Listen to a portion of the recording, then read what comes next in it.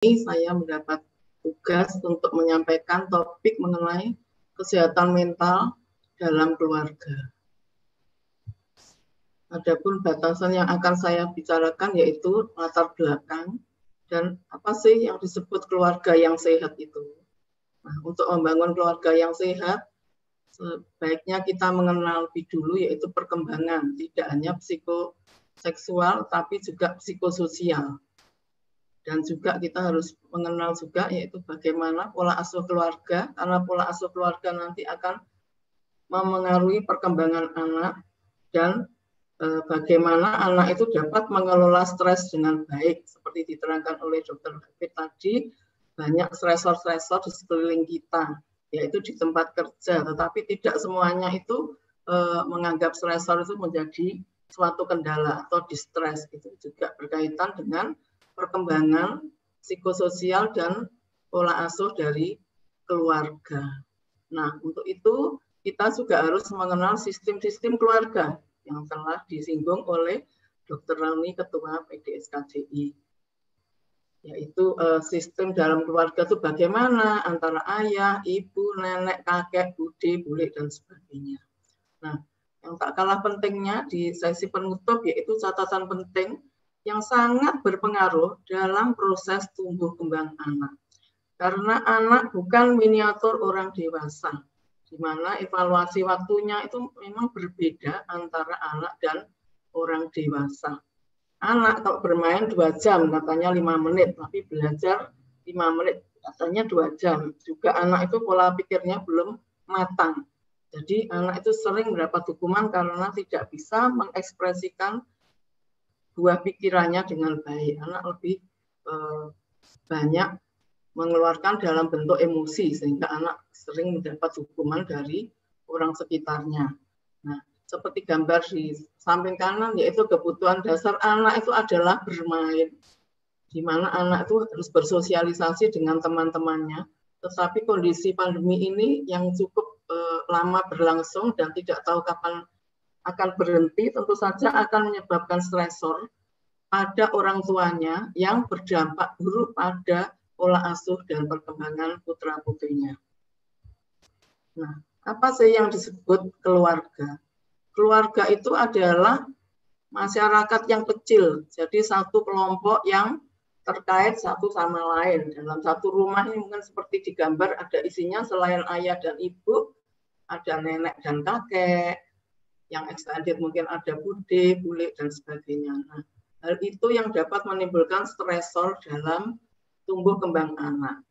Nah, di sini yang disebut keluarga, legalitasnya bisa ada yang menganut ius soli yaitu kelahiran atau ius sanguinis ya hubungan tempat tinggal.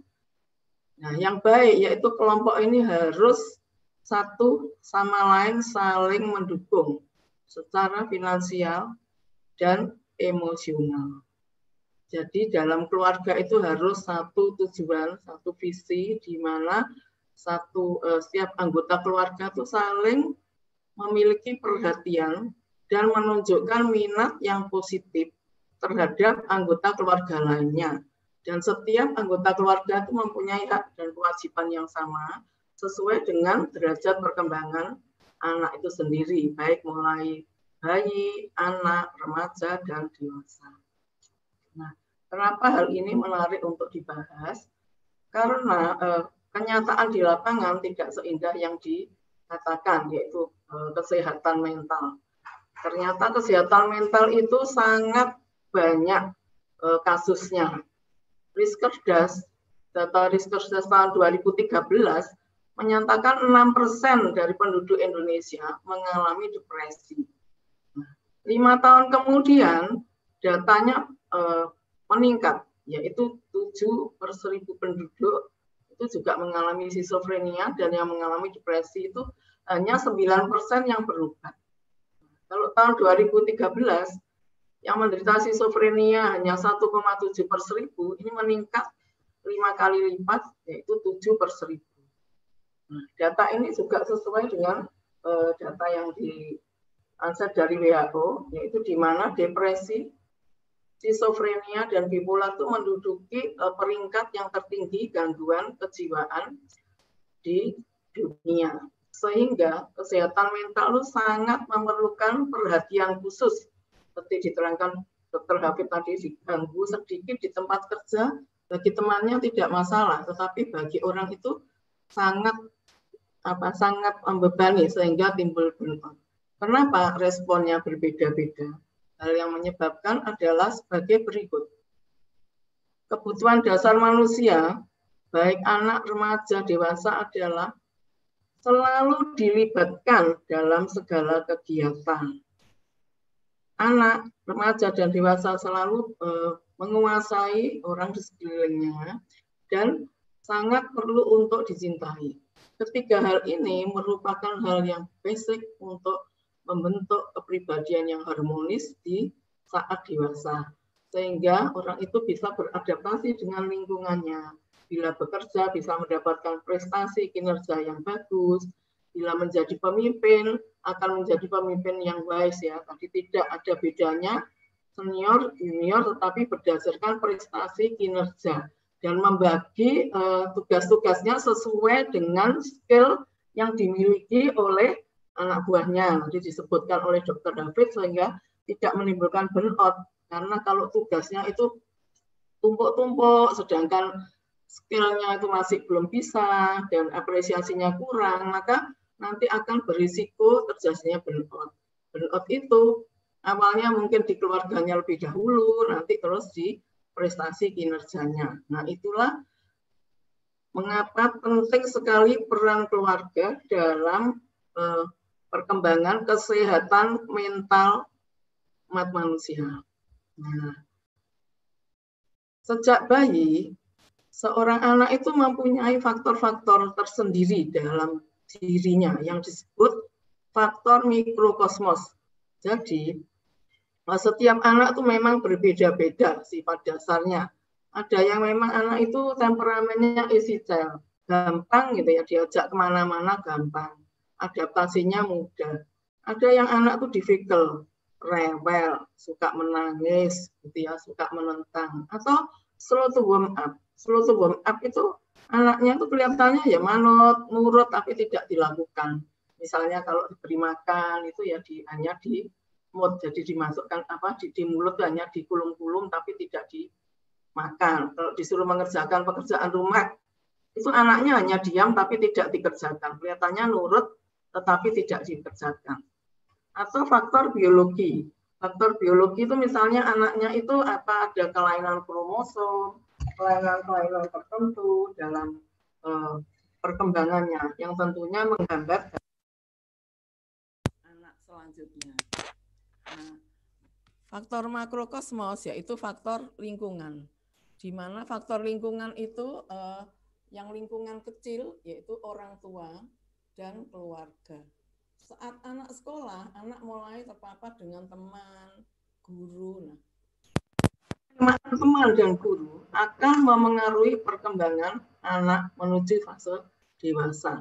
Dan juga saat bekerja, disebutkan oleh Dr. David ya, kalau di masyarakat orang itu bekerja tetapi tidak diterima oleh lingkungannya, maka orang tersebut tidak bisa berprestasi secara optimal. Dia akan merasa sedih, merasa loneliness tadi, sehingga rentan untuk berisiko terhadap gangguan mental. Nah, sekiranya faktor mikrokosmos dan makrokosmos ini harus diketahui dan diperhatikan oleh kita bersama. Karena stresor masa anak akan berkelanjutan sampai masa dewasa, bahkan sampai akhir usia kita. Nah, bagaimanakah dampak stresor masa anak terhadap kesehatan mental kita? Nah, ini dapat diterangkan secara neurobiologi. Jadi setiap hari mulai bayi itu juga terpapar stresor. Bayi dalam kandungan terpapar stresor. Sejak dilahirkan juga terpapar stresor, misalnya bagaimana kebutuhan tentang ASI, bagaimana perhatian orang di sekitarnya, bagaimana penerimaan keluarga saat sekolah, bagaimana penerimaan teman, guru saat bekerja, bagaimana penerimaan teman kerja, atasan, bawahan, terus saat membentuk keluarga, bagaimana hubungan orang tersebut dengan suaminya, dengan istrinya, dengan mertua, ya, dengan kerabat dari suami, istri, dan sebagainya. Nah, semua hal itu dapat menimbulkan stresor. Stresor pada masa anak itu akan disimpan terus, di mana stresor itu akan disimpan dalam hipokampus yang menyebabkan nanti apabila saat dewasa ada masalah, maka akan menimbulkan gejala-gejala seperti tadi depresi, gangguan kecemasan, sulit tidur, mudah tersinggung, burnout, bahkan yang berat yaitu skizofrenia. Nah, anak yang sejak kecil sering mengalami kekerasan yang disebutkan Dr. Hafid tadi tidak melulu seksual, ya, mungkin abuse-nya emosional, diberi julukan, gendut, ya, dekil begitu. Mungkin saat kecil terasa lucu. Nah, ketika dewasa dia, ketika diolok-olok temannya, merasa sangat menyakitkan karena terulang kembali peristiwa-peristiwa yang menyakitkan. Nah, child abuse yang berkepanjangan itu akan tersimpan dalam memori anak, dan ketika remaja akan timbul gangguan emosi dan perilaku yang apabila tidak ditangani lebih lanjut akan berkelanjutan menjadi gangguan-gangguan kejiwaan. Yang awalnya memang secara umum gangguan jiwa itu tidak dianggap yang serius. Yang diperhatikan adalah kesehatan tubuh. Tadi disebutkan Dr. Hafid, ya, biasa saja. Itu aja kok dipikir. Sedihmu itu sedih biasa kok. Semua orang juga sedih. Nanti juga hilang-hilang sendiri. Seperti itu, ya. Sudah bilang, aduh aku rasanya takut loh. Kemarin tuh self-harm. Kenapa kamu sampai sebodoh itu? Misalnya begitu, ya. Hal itu akan semakin memperberat kondisi mental seseorang. Nah, tetapi kalau sejak kecil dibesarkan dengan pola asuh yang penuh kasih sayang, lingkungan yang selalu menerima, maka ketika ada satu stresor, gitu ya, di tempat bekerja atau stresor dengan mertua, dengan suami, istri itu tidak menimbulkan gejala. Nah, apakah yang sudah terjadi ini, misalnya ada child abuse, terus ada kekerasan, terus pola asuh yang salah, begitu itu bisa diterapi?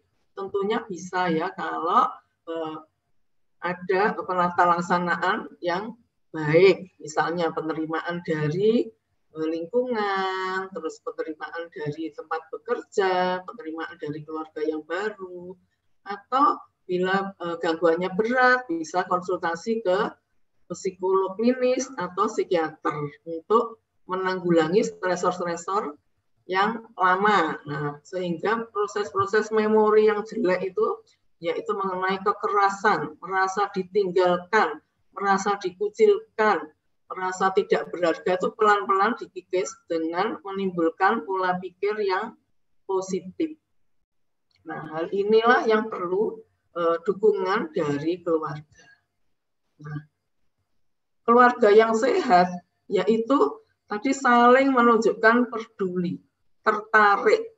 Nah, apabila dalam perjuangan seorang anak itu mengalami kegagalan, nah, maka orang tua seyogyanya tuh bisa memahami. Karena manusia tidak luput dari suatu kesalahan. Misalnya nilainya jelek, tidak apa-apa. Nanti bisa belajar lebih baik lagi. Itu maknanya akan sangat baik, di mana anak akan dilatih untuk berbicara jujur.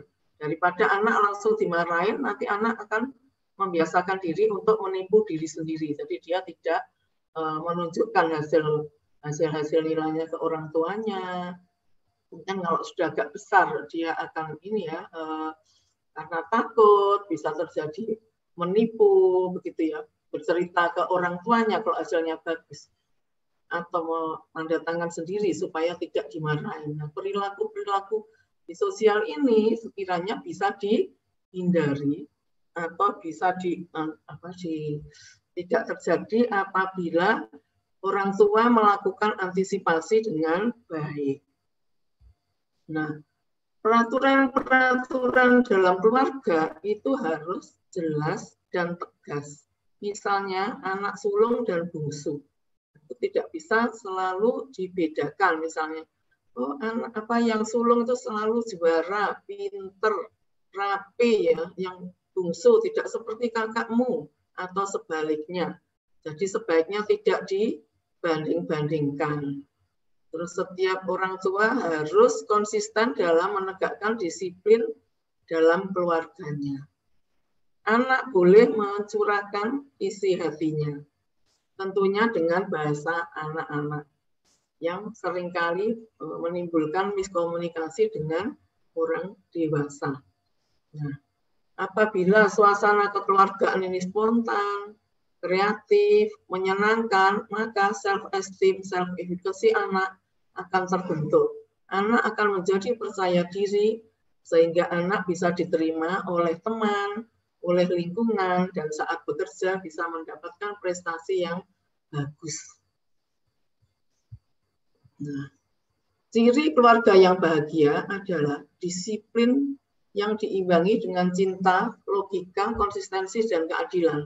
Artinya disiplin itu harus disesuaikan dengan usia dari setiap anak. Karena anak mempunyai tugas perkembangan yang berbeda-beda.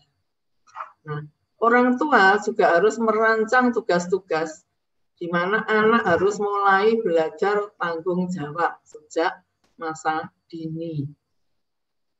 Yang ketiga, yaitu antar anggota keluarga harus saling menghormati. Terus yang keempat, orang tua mendukung pertumbuhan intelektual, spiritual, dan sosial anak. Misalnya dengan menghadiri acara di sekolah. Kalau sekarang pelajaran daring, orang tua aktif juga di room dengan gurunya. Jadi tetap terjalin komunikasi antara guru, orang tua, dan murid. Sehingga orang tua mengenal apa sih permasalahan yang dihadapi oleh anak. Juga saat mengerjakan tugas yang sangat banyak di era pandemi ini, orang tua mendampingi.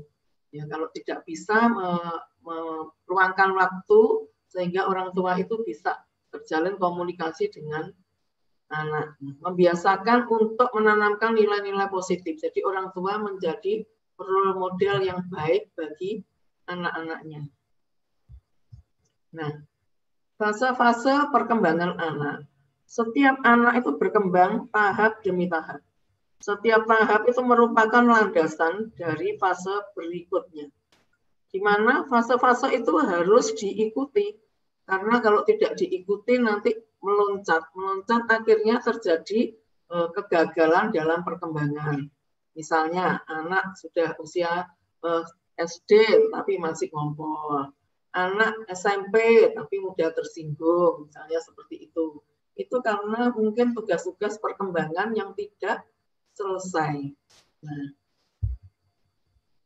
fase-fase perkembangan masa bayi sampai prasekolah itu yaitu awal terbentuknya rasa percaya diri. Percaya kepada diri sendiri dan percaya kepada lingkungannya. Ekspresi verbal yang ditunjukkan anak biasanya, nah, dia akan selalu percaya, dia bisa bila bertemu dengan anak lain bisa bergaul dengan baik. Jadi bagi mengasuh anak-anak usia prasekolah, kita banyak bercerita, ya. Terus membantu apabila anak itu misalnya jatuh, enggak apa-apa nanti belajar lagi, gitu ya. Kalau makan masih tercecer itu juga bisa dilakukan table manner, di mana dia misalnya makan dengan porsi kecil supaya anak itu menjadi percaya diri. Nah, kalau anak itu sering mendapat ditentang, sering diolok, sering dikatakan tidak bisa, apa tidak bisa, maka dia akan menjadi pemalu dan peragu, gitu ya. Anaknya tidak percaya diri, ya. Jadi menganggap temannya itu curang, selalu tidak adil, gitu. Saat dewasa dia merasa diperlakukan tidak adil, padahal belum tentu semuanya itu demikian. Ya. Nah, nanti masa anak itu prasekolah mulai terbentuk otonomi. Jadi yang dulunya pasif menjadi bisa mandiri, jalan sendiri, lari sendiri, gitu ya. Mulai bermain dengan teman-teman sebayanya. maka sebaiknya anak itu dilatih untuk kejujuran. Anak itu dilatih untuk supaya bisa bekerja sama, supaya anak itu nanti ketika dewasa bisa membentuk peer group yang bagus. Dia tidak pendendam, bisa menerima kekalahan menjadi pelajaran. Ya. Oh tidak apa-apa kalah, memang ini permainan, jadi melatih suatu sportivitas. Nah, ini usia prasekolah juga mulai anak itu bisa diberi tugas-tugas sederhana, misalnya memakai bajunya sendiri, melipat bajunya sendiri, itu sudah mulai bisa dilakukan sesuai dengan tugas-tugas perkembangannya. Sekolah juga bisa dilibatkan dalam membantu adiknya, misalnya menyiapkan bajunya, gitu. Terus juga ini membantu ibunya dalam tugas-tugas sederhana, menyapu, memakai sepatunya sendiri, memakai bajunya sendiri, supaya anak itu timbul rasa percaya diri. Nah, saat usia sekolah, kalau fase sebelumnya anak itu sudah diberikan stimulasi yang cukup, maka anak itu akan bisa menyelesaikan tugas dengan baik dan benar. Anak itu bisa berbagi tugas dengan kelompoknya dengan adil, dengan sporty, ya, tidak membebankan tugas kepada temannya atau kepada orang tuanya. Anak bisa membagi antara tugas-tugas sekolahnya dan tugas dengan perkembangan lain, misalnya tugas sosialisasi dengan saudaranya, dengan orang tuanya, dengan bude, dengan bule, dengan nenek, dengan kakek.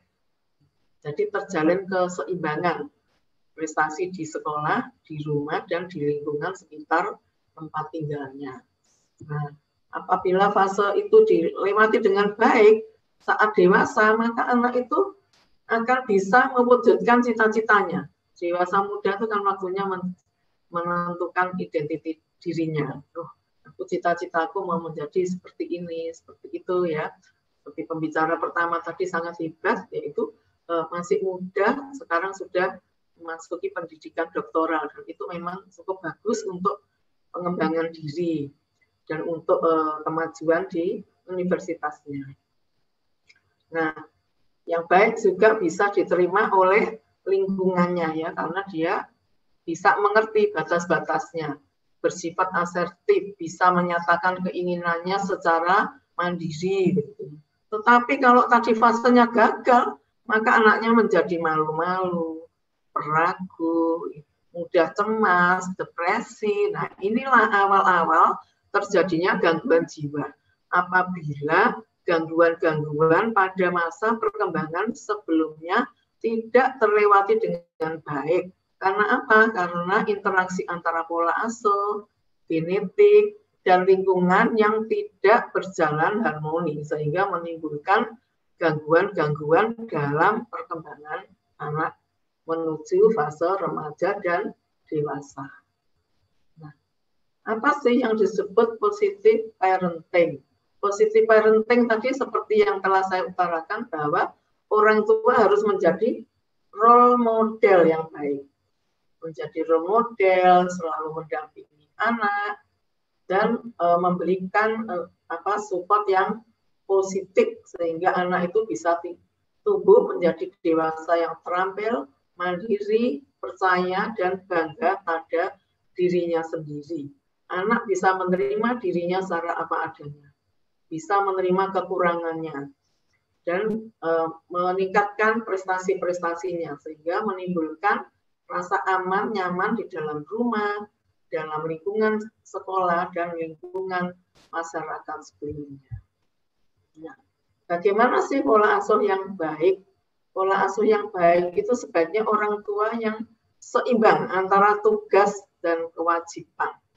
Dan juga hak-hak anak itu harus seimbang. Orang tua yang terlalu mengatur, ya, atau terlalu melindungi, jadi orang tua terlalu mengatur, bajunya harus seperti ini, belajar harus seperti ini, nanti dewasa harus seperti ini, namanya overprotective dominan, maka anaknya menjadi tidak ada inisiatif, anaknya menjadi anak yang tergantung kepada orang tuanya.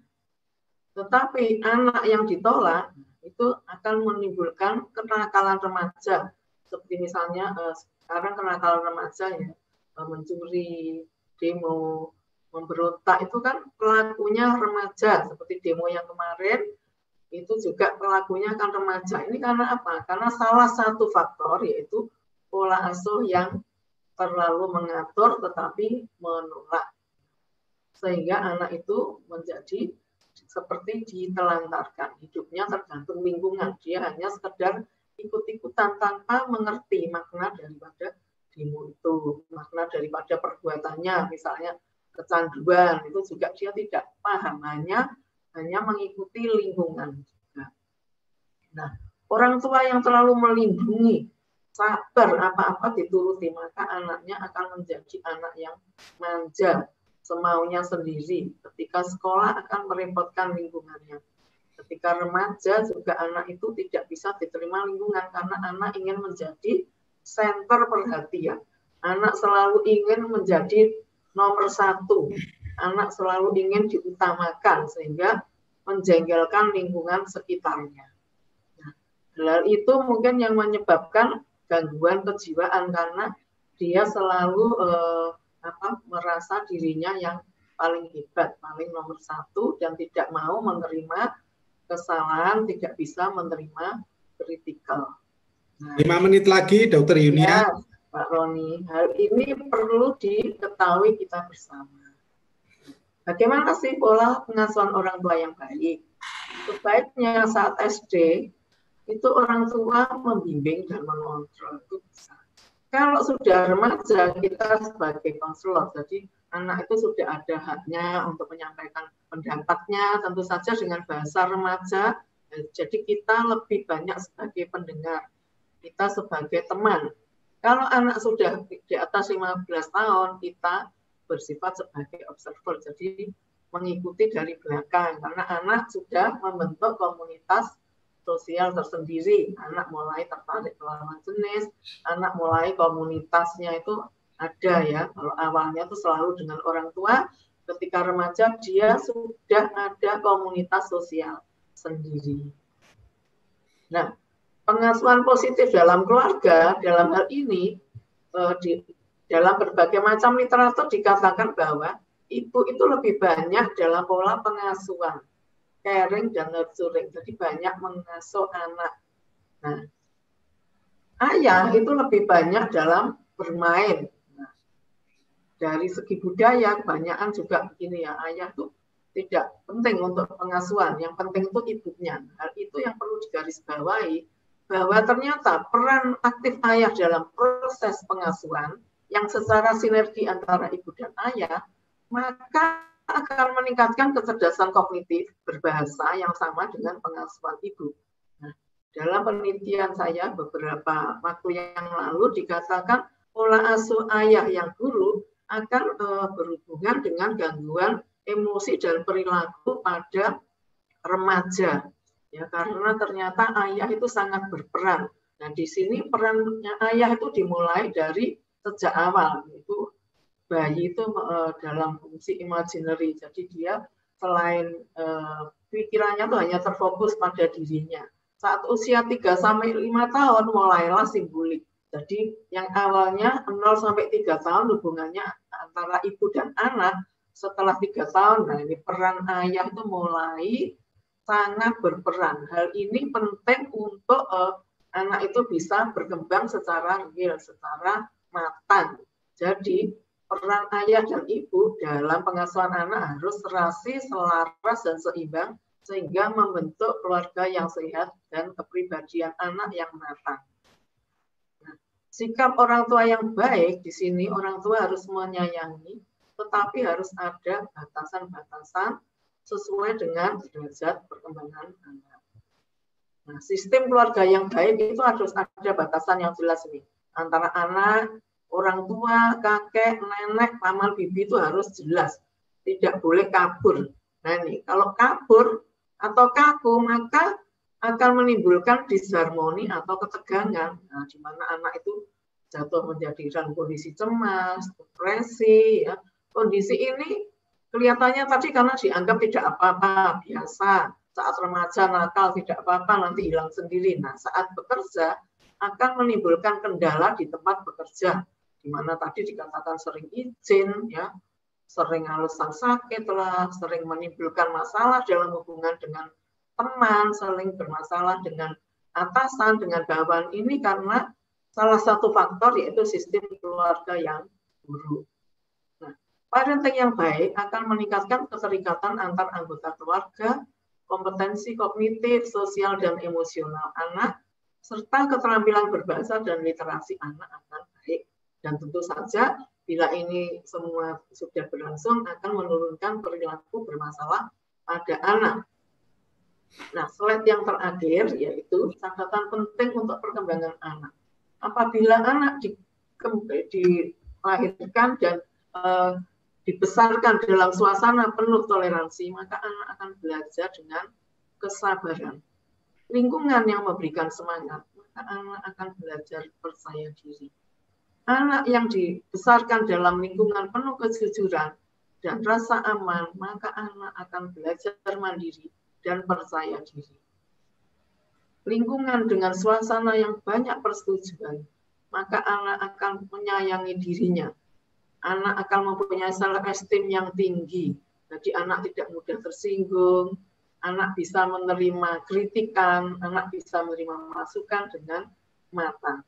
Anak yang dibesarkan dalam suasana penerimaan dan persahabatan, maka anak akan penuh kasih sayang. Akan tetapi, anak yang sejak kecil selalu dikritik, kecil, jelek, nggak bisa apa-apa, saat besar dia akan membalas, mengkritik, mencela, ya. Kalau diejek dia menjadi pemalu, kalau sering berkelahi dengan saudaranya, maka anak belajar berkelahi dan sering merasa bersalah. Nah, yang penting dalam kondisi pandemi ini kita harus menerapkan 3M pada anak-anak kita, yaitu menyarankan anak-anak untuk rajin mencuci tangan, memakai masker, dan menjaga jarak. Bagi orang tua, hindarilah rame-rame, ngerumpi, rapat-rapat di ruang, melakukan rapat di ruang sempit, ya, jadi di ruang yang banyak solusinya, dan marilah kita semua menjaga kesehatan badan dan jiwa kita. Sekian, terima kasih. Saya kembali.